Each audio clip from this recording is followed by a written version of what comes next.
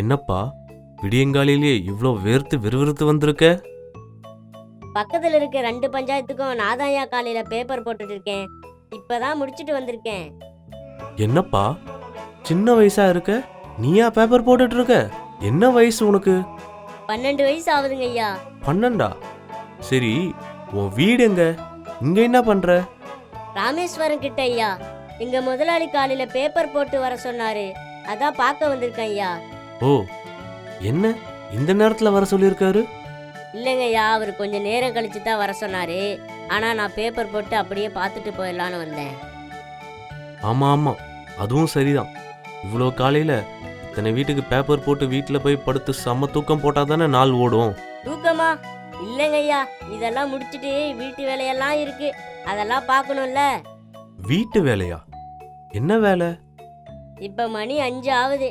இப்ப முடிச்சிட்டு வீட்டுக்கு போக 6 ஆயிடும். அப்பாவுக்கு மீன் பிடிக்க வேற உதவி பண்ணணும், தந்தைக்கு வேற எல்லாத்தையும் கொண்டு போகணும். என்னப்பா சொல்ற? இதை முடிச்சிட்டு இப்போ கடலுக்கு வேற போகணுமா? ஆமா ஐயா, வீட்டுக்கு இளையவன் நான் தான். இந்த வேலையெல்லாம் ஓடி ஆடி நான் தானே பண்ணணும். என்னப்பா சொல்ற? பொதுவா வீட்டுக்கு மூத்தவன் தானே எல்லா கடமையும் பண்ணணும்னு சொல்லுவாங்க. நீ என்னடானா உல்டாவா சொல்ற? சரி, எத்தனை பேர் கூட பிறந்தவங்க? எங்க வீட்டுல மட்டும் 5 பசங்க ஐயா. அப்பா, பெரிய குடும்பம் போலயே. 5 பசங்க. உங்க அம்மாக்கு போதுமா? எங்க அம்மா எங்க அப்பா கிட்ட நம்ம எப்ப ஒரு அசிங்கமான குழந்தைய பெத்துக்கிறோமோ அப்ப நிறுத்திக்கலாம்னு சொன்னாங்க ஐயா. உனக்கு என்ன ராசா குறை? அழகா இருக்க, வீட்டுக்காக உழைக்கிற, பெரிய ஆளா ஒரு நாள் வருவையா. உடம்ப பாத்துக்கோப்பா. இப்போ போனதும் அப்பாவுக்கு வேற உதவணும்னு சொல்ற, சின்னதா ஒரு தூக்கம் போடையா. இல்லைங்க ஐயா, அதுக்கப்புறம் அக்காவெல்லாம் பள்ளிக்கூடத்துக்கு கூட்டிட்டு போய் விட்டுட்டு நானும் படிக்கணும் ஐயா. ஓ, படிக்கிறியாப்பா? பரவாயில்லையே, நல்லா படிப்பியா? ஏதோ படிப்பேன் ஐயா.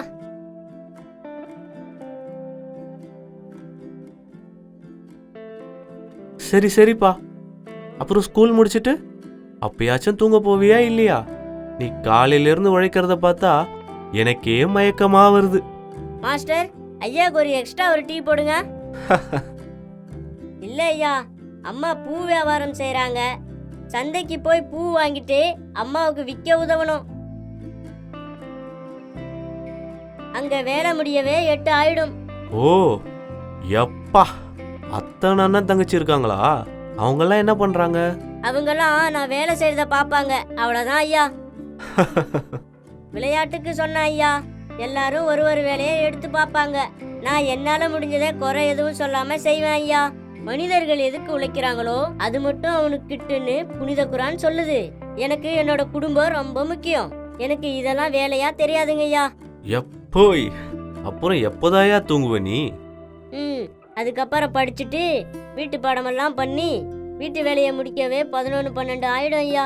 அப்புறம் படுத்து தூங்கி காலையில 4 மணிக்கு மறுபடியும் பேப்பர் போட எந்திரிப்பேன் ஐயா. இவ்ளோ உழைக்கிறியா செல்லம்?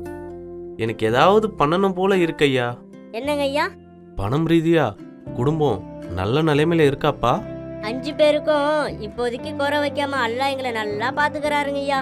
பணத்தை விட ஆனந்தத்தையும் ஆரோக்கியத்தையும் நிறையவே கடவுள் எங்களுக்கு கொடுத்திருக்காரு.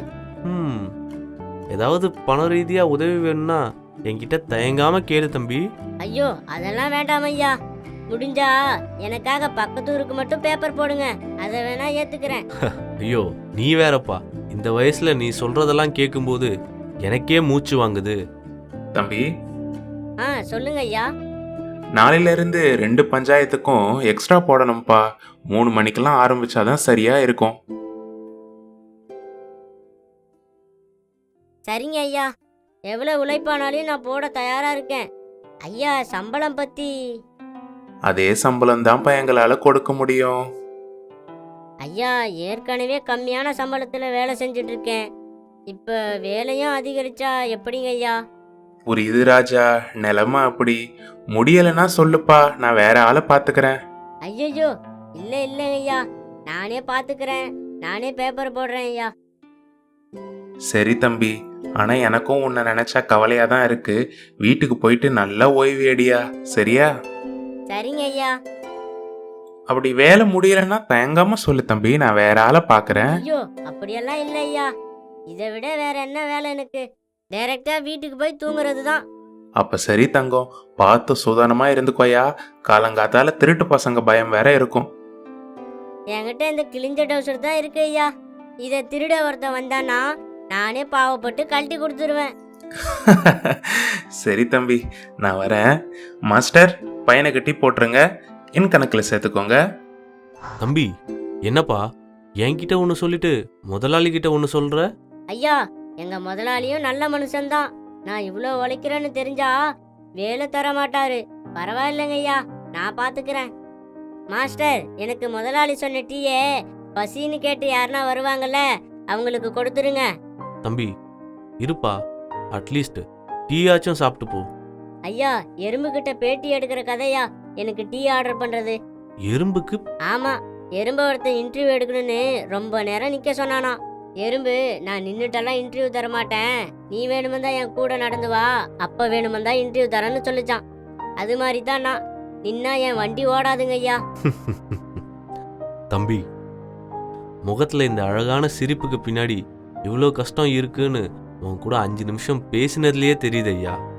மாஸ்டர், என் கணக்குல அந்த டீ காசை எழுதிக்கங்க, நான் வரேங்க ஐயா. ஒரு நாள் நீ பெரிய ஆளாவ தம்பி. அல்லாஹ் எப்படி வர்றாரோ பாப்போங்க ஐயா.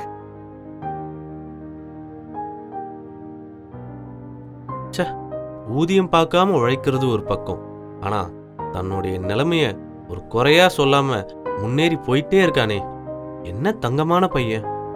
ஐயோ, பேரு கேட்க மறந்துட்டனே. தம்பி, உன் பேர் என்னப்பா?